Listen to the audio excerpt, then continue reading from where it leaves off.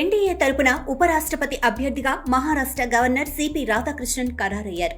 ఆదివారం జరిగిన parliamentary party సమావేశంలో ఆయన పేరును ఎంపిక చేసి బీజేపీ జాతీయ అధ్యక్షుడు జేపీ నడ్డా అధికారికంగా ప్రకటించారు. గతంలో రాధాకృష్ణన్ జార్ఖండ్, పుదుచ్చేరి గవర్నర్గా, కొంతకాలం తెలంగాణ గవర్నర్ అదనపు బాధ్యతలతో పనిచేశారు. తమిళనాడుకు చెందిన ఆయన కోయంబత్తూరు నుంచి 2 సార్లు లోక్సభ సభ్యుడిగా, అలాగే తమిళనాడు బీజేపీ అధ్యక్షుడిగా కూడా సేవలందించారు.